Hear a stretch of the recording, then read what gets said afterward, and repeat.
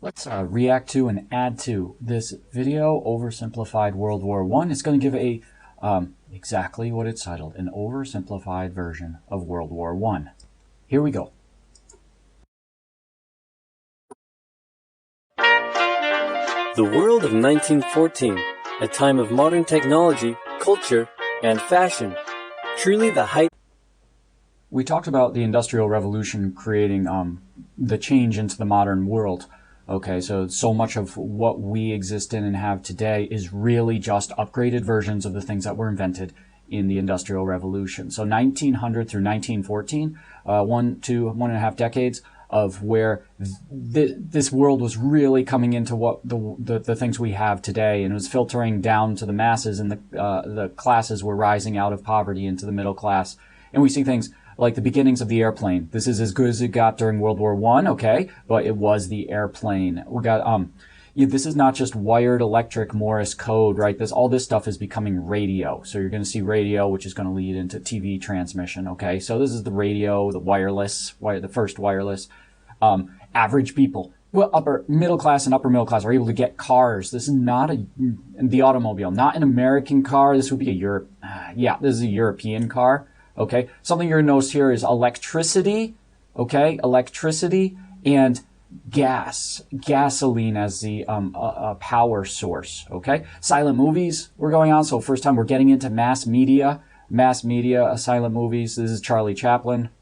He's going to play an incredible part in a movie about World War II, The Rise of Hitler, but for right now we're just using them as pre-World War I silent movies. It was still the age of kings and emperors. This is what's so weird about it, right? You've got everything that's modern. I mean, the beginnings of everything that's modern that's with us today. But Europe is still being run by kings and emperors. Yeah, there's a lot of voting. But the biggie decisions, boom. This is, I don't know, Joseph or something. I think this guy actually literally started World War I by not backing down. By actually like provoking. So we'll see. And this is just literally an ostrich and a guy in a suit. I mean, it just shows the average person, maybe he's not average, I don't know, has a lot of money. And well, this can also represent imperialism. What you got is in obviously England or the US, an ostrich from, where is that, Australia? Well, because there's a lot of imperialism going on too. So, this is this very amazing time in history right before the war. Of civilization. Let's have a war. Everyone knew a big war was coming. France wanted some stuff back that Germany had taken from it. Germany wanted to take more of everyone's stuff, and they were building a big sexy navy that was making the British uncomfortable. Yes, no, England and Germany were in an industrial race. They were the two most industrial countries. They were in an arms race, especially in the Navy. I get it. Germany didn't want to take over to Europe. That was World War II, okay? There wasn't a grand plan for Germany to take over the other European countries. In fact, in the 1800s, they specifically didn't actually take land. They went to war with Austria. They went to war with France, and they literally did not take that land. So it hasn't changed yet. That's going to be Hitler, World War II. And of course, tensions were high because of everyone had an increased military, and there was many conflicts over colonies, fighting for colonies. These two empires thought they were really cool. Okay, we're still on the empires. Austria-Hungary is an empire. Many people live in it. Ottomans, many people live in it. They are going to be Germany, Austria-Hungary, Ottomans. They are one side of World War I. But lots of different people who lived there didn't think it was so cool. And some of them had even been declaring independence with help from Russia. Everyone was talking. What are they saying? Everyone's talking behind the backs. Wrecked. I hear Russia likes Nickelback. Oh, yeah. Austria lives with its mom. Germany's butt is hairy. Yo, you got my back. Alliances, you smell nice. Okay, so some of them like each other, some of them don't. About each other behind each other's backs, throwing the fact that military technology had come a long way since the last major war, and suddenly everyone was pretty eager to beat each other up.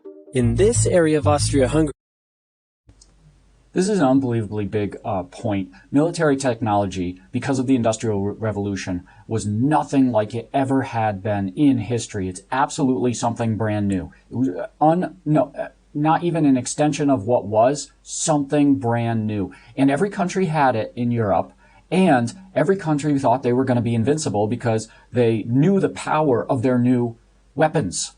But the problem is, every country had those weapons, so even though they had their own powerful weapons, other countries have those weapons, so It's a stalemate. No one country is going to easily take over the others because everyone has these new weapons. All that happens is it bogs down for 5 years and the new weapons kill millions like never before. This is literally an actual lesson on the new weapons, but we'll notice there's flying in the air. This is as good as planes got. These are Zeppelins.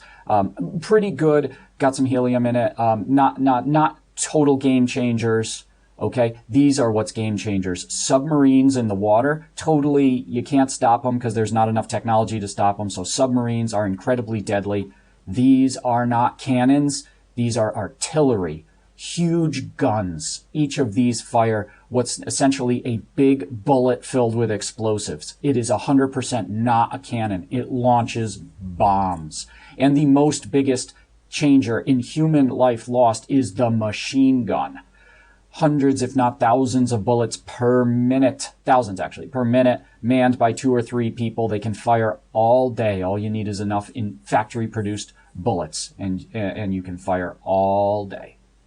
Because it's oversimplified, almost every sentence in this video is a major point. They were eager to fight the countries of Europe. The last European war was Napoleon in the early 1800s, which means no one alive saw or experienced a major European war involving multiple countries. And since no one was alive experienced it, they forgot the horrors of war. They didn't know the horrors of war. Overseas colonial wars, they were usually one-sided. It is expected that England goes in and wins whatever war in the colonies that's involved. So these countries are used to winning wars. There were European wars, like between Austria and Prussia and Germany. I just say Germany and France in the mid-1800s. But they were harsh, but they were over within a year. Okay, they were quick, harsh, with a victor. And, no harm, no foul. The victor takes money, takes a little land, and life goes on. It wasn't the same as a world war. It wasn't as horrible as a world war, so no one's used to it. And combine all of those above, the willingness to work with new weapons, new generals that have never seen a world war, new confidence in these countries, and of course, let's not forget, these countries were ruled by kings and queens and emperors. Royalty is always willing to do a war. They don't hurt.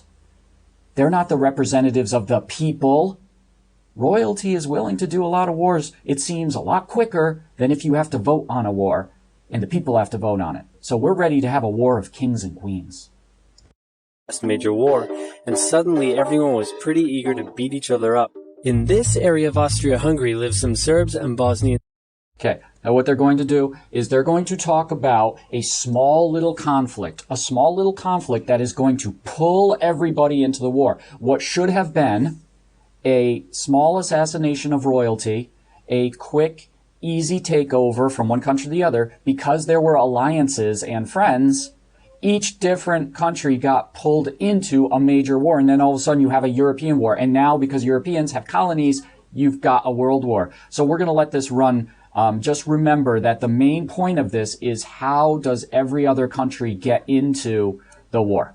Who hated living in Austria-Hungary. So the Austro-Hungarian Archduke Franz Ferdinand goes there for a nice drive in an open-top car with his car's route published in advance. And that went just about as well as you'd expect. Some assassins were waiting for him along the way and threw bombs at his car, but they missed and blew up some officers behind him instead. So the Archduke goes into hiding, leaves Sarajevo, and the whole war never happens. Except no, the Archduke doesn't leave, but instead goes back out in the open-top car to visit the injured officers in hospital. The driver takes a wrong turn and by sheer coincidence gets stuck beside one of the failed assassins, who shoots him. He also shoots his wife. So his wife dies, Franz Ferdinand dies, and their unborn baby dies. Horrible. Austria-Hungary is understandably pissed about all this, and they think the Serbian government had something to do with it, which... I don't know if you fully understand that little story part, so let me show you in ways we can all understand. Legos. In 1914, Archduke Franz Ferdinand and his wife were shot dead while they visited Serbia.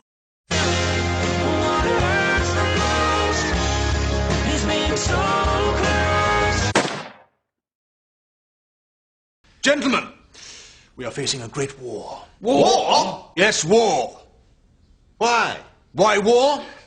Because an Austrian has been killed by a Serb in Bosnia, and that means war. Right. I see. Sir, Yes, Maltravers. why does an Austrian being killed by a Serb in Bosnia mean war, sir? Because of Russia. Ah. Why? Austria-Hungary is understandably pissed about all this, and they think the Serbian government had something to do with it, which they might have. So they go to their ally Germany and say, "Hey Germany, we're going to declare war on Serbia," and Germany is all for that. And you see, this is where the Allies come in. And yes, Serbia, the other country, might have had something to do with it. The person who assassinated the Archduke was part of the Black Hand, a terrorist group about independence and colonies and such like that. So it might have been state-sanctioned assassination. So Austria-Hungary send a big list of impossible demands to Serbia, and when Serbia refuses, they declare war. I do want to mention a similarity of history repeating itself, okay? One country doesn't attack on another, okay? Serbia might have assassinated the Archduke. And then the powerful country gives a list of demands saying, do this, let our police in, give us the assassinator group, all of these sort of things. And the little country doesn't say yes, and the big country comes in. Virtually the exact same thing happened. A terrorist in Afghanistan did a terrorist attack in the U.S., and the U.S. gave an ultimatum to the country of Afghanistan saying, let us in, give us this terrorist, we need you to do this, this, this. The country of Afghanistan said, no, U.S., we're not giving in to your demands. And then the U.S. went to war with Afghanistan. It's almost literally the same stages. Big country, small country ultimatums. Austria-Hungary and Germany are friends. Germany is Austria's best friend, Maltravers. Austria and Germany sitting in a tree. K-I-S-S-I-N-G. Yes. And Serbia is protected by Russia, who's friends with France, so they'll declare war on each other. So an Austrian has been killed by a Serbian in Bosnia, which means Austria might invade Serbia and then Russia will invade Austria. Correct. So, if Russia were to attack Austria, Germany would attack Russia. But that will leave Germany undefended on the other side. So, if Germany were to attack Russia, she would also have to attack France. France? Yes, France. Because Germany has a plan. They know that Russia is so big and clumsy that it will take them a while to get ready for war. So with this guy in charge, Germany will send all its troops into France at lightning speed while Russia's getting ready, defeat France, then move all the troops to Russia and defeat Russia, and then we all speak German and eat Pfefferpottast every day. So 10 years before the war, the Schlieffen guy comes up with this idea. The idea is Germany's here with a smile. And if Germany goes to a world or a country, Europe war, there's Russia on one side, France on the other side. Germany's always with Austria-Hungary. Okay, so they consider themselves the same. So who is Germany going to fight with? Italy, England, Russia, Ottomans. Okay, it's a two-front war. You can never win a two-front war. I'm sorry, it doesn't happen. And everyone in Germany knows this. One front, one side, and the other. So the idea was, if any of these allies get involved, the first thing would be a quick summer victory of France. It happened before, it can happen again. And once France surrenders, they don't go back into the war. This is how war was. You defeat a country, they surrender, and then you don't worry about them, and you can go. So the idea was, if Russia was ever going to be involved, or if France or England were ever going, and there was a threat of Russia, France first. Finish that front in the summer, then concentrate on the bear, the Russian winter. Any questions? Yes, sir. What is it, Maltravers? How does this involve Britain, sir? France has loads of forts and defenses along its German border, and Germany can't waste any time fighting them, so Germany decides to go around them. Through Belgium. Belgium is neutral, but Germany wants to march 750,000 troops through it to get around France's defenses. They're hoping Belgium will just kind of sit down and shut up, but they don't. They fight back. And they're pretty good too, so they slow the Germans down. Wonder why they're going to fight back. And Belgium is our friend. What's worse is that Britain shows up, and they're pretty pissed that Germany's invading neutral countries. So now Britain declares war on Germany.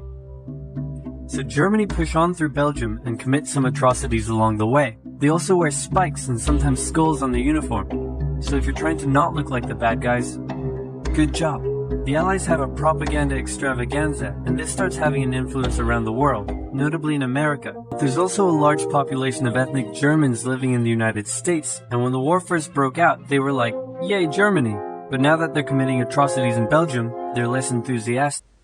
So they mentioned a major idea and theme of World War I and World War II and going on. War propaganda. It's very complex how war propaganda has changed over the years, but for right now, it's enough to explain what was going on with that part of the video. Okay, so war propaganda is basically mass media of a country done to do two things during war, or convince someone for war. One, dehumanize the enemy, remove their humanity, because it is easier to go to a major war when people forget that the other people are actually just basically humans, and many of the soldiers back in the day were just children. 16, 17, 18-year-olds old. And the other thing that propaganda does is to glorify and motivate their own country. Okay, so we 1, 2, 3, 4, 5, we got a lot of these United States. Destroy this mad brute. It uses caricatures of a German with a hat, okay, saying to enlist in the U.S. Army, a bloody club of culture with a woman on the side, similar to the rape of Belgium. A German hand, a German soldier with 1, 2 children and a family on bayonet. Remember Belgium, and there's many in World War I, many firing squads, so we'll have to look and research exactly what this was. I assume if the content creator did their job, this is innocent people and the German army killing them with a firing squad, if content creator did their job, but we'll look that up later. Oh yes, and if you were thinking any of the old King Kong movies, that's where they got it from. World War I poster comes out first, puts into the minds of the country, of the people, and then all of a sudden you get the King Kong movie and poster. There you go. First King Kong movie was in 1933, so there's your King Kong posters. Boom, boom, boom. Right, 1915, 16, World War I. There we go. Quick little aside on the German immigration into the United States. The German immigration into the United States, there was a concentrated campaign to integrate German culture into the United States, because even though the Germans didn't speak the same language, they were of the Protestant religion, so that's similar. They didn't speak English, and they could have been discriminated against horribly coming in the waves of immigration into the United States, but there was concentrated efforts just to integrate things such as kindergarten and German ideas into the United States. And so the Germans as an ethnic group coming into the United States felt a lot less of the sting and the racism and the xenophobia that other waves of European immigrants had. But during times of World War I and World War II, because Germany was on the opposite side of the United States, there was an increased amount of ethnic conflict in the United States because of the war. Let's play Spot the French Soldier. Did you see him? Easy, right? He's wearing a bright blue uniform with red trousers. And do you know who else spotted him easily too? The Germans. So when the French were slowly marching in columns through the countryside, the Germans easily tore them to shreds with their giant guns.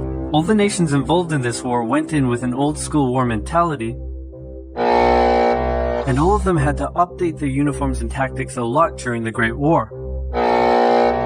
Because this war was going to be like nothing anyone had ever seen before.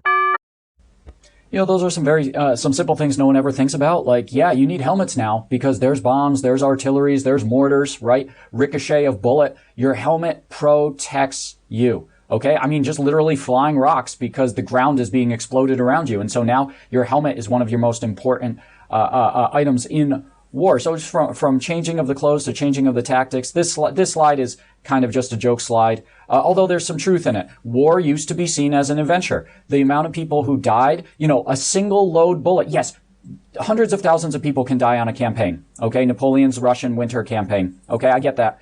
But there's always time to give up or go back. Single bullets can only kill so many. It's not machine guns.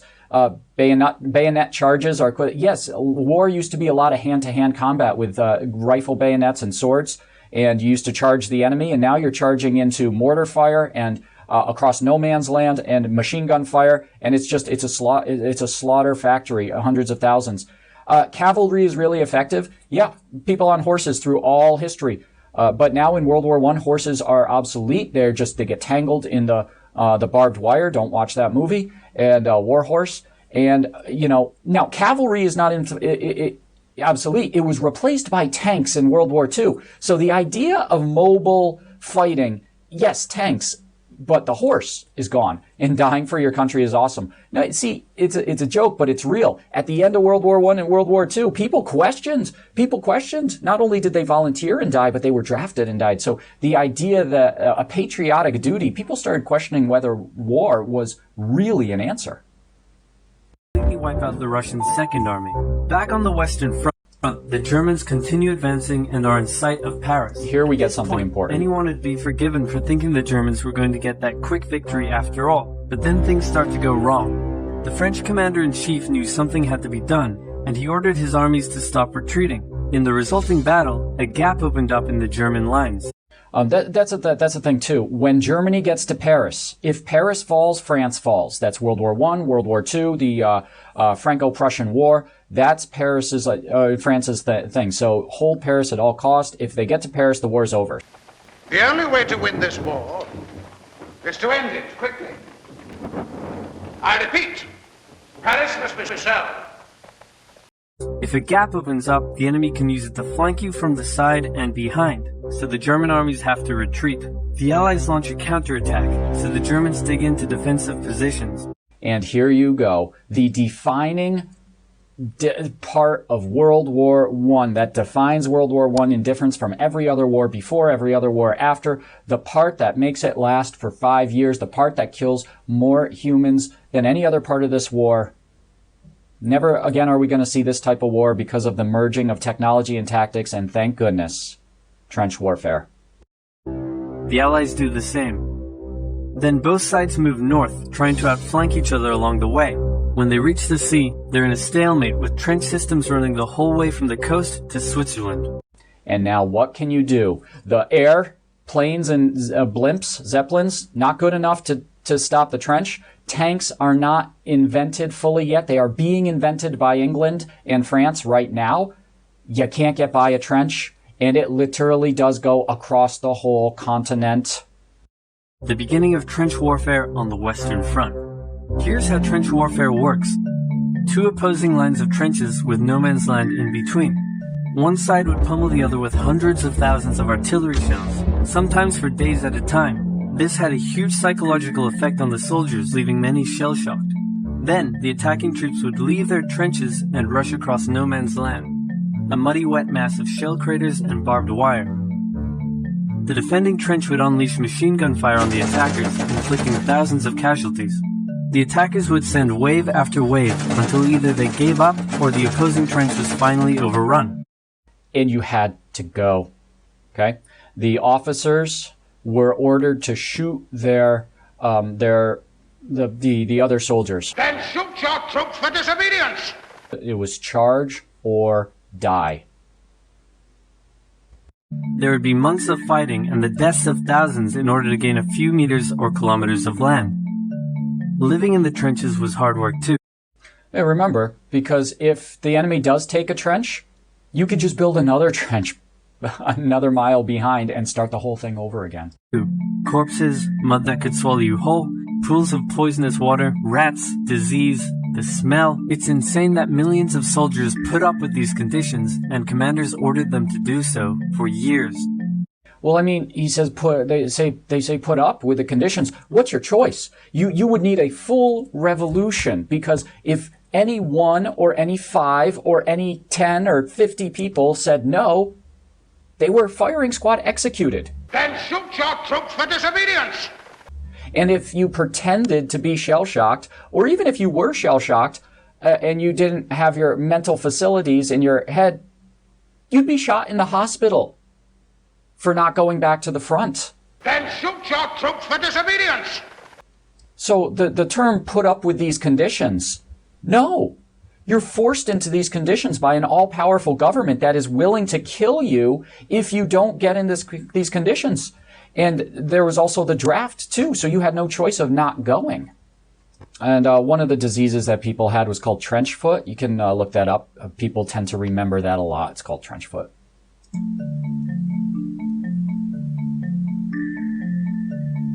And that's the end of part 1. Okay, so great video that hits on just almost all of the main points of a basic start of World War I and doesn't go too far into depth into any one point. It hits all the things someone should know about the war, really. Here's what I would have added, obviously, if we weren't doing something oversimplified. World War I, in my opinion, was a war of kings. Okay, there were some elected officials in these countries, some of them, not necessarily Russia, but in some, in France and England, there's a governmental bodies of elected people, but there were still the monarchy, okay? Most of these rulers, the King of Prussia, the Tsar of Russia, England, they're all related. They're literally cousins, some of them, in the same family. We're talking about this old school monarchy with the ideas that the country is theirs to play with, that the military is theirs to play with. I mean, this is really, you don't go to war when you respect the human rights of your citizens unless you have a very good reason, and there wasn't a very good reasons. And literally, they could have backed down. They should have taken the de-escalation training. You know, when you give the military, when you give police, when you give anybody ultimate power of life and death and that kind of power, you train them in de-escalation because it can get bad quickly, really quickly. And these rulers didn't do it.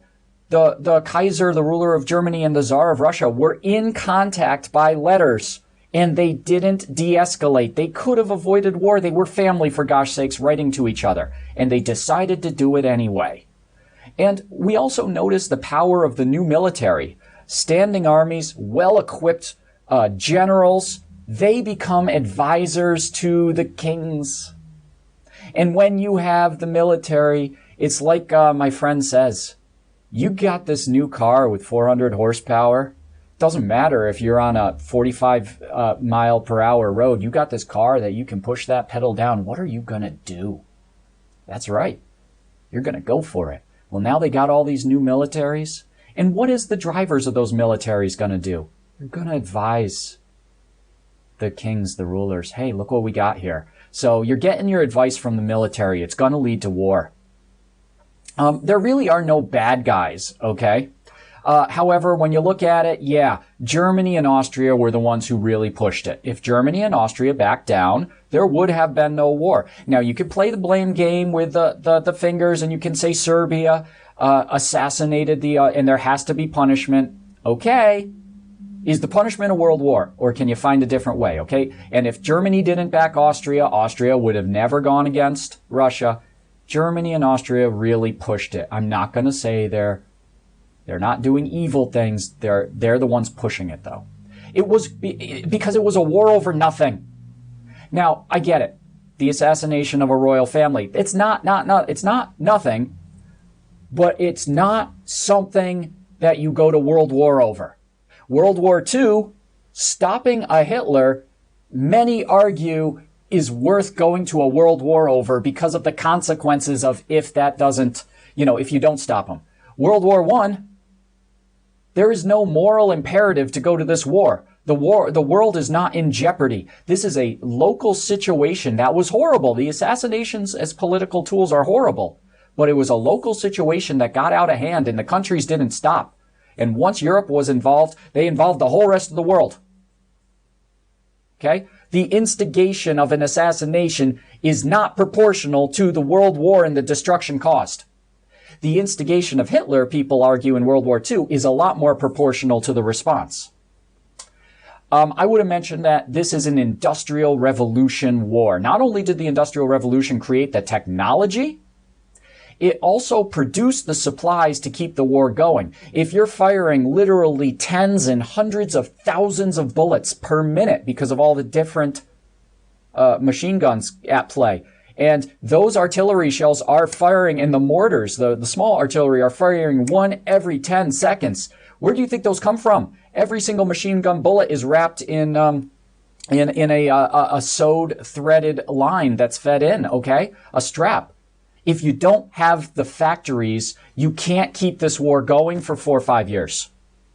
And there's just not enough bullets or bombs. So the fact that there were factories not only gave the technologies, but kept the war going. And finally, I would have mentioned something about the draft. The largest conscription, and in some people's eyes, and I'll tell you mine too, violation of human rights to force somebody on real threat of death to go into the war. If they don't obey the draft, they are killed in England and in other countries. And then they are forced to be in the war. And that's it. Hope you enjoyed this introduction to World War I. We'll get to the middle of it in the end in another video. Thanks for watching.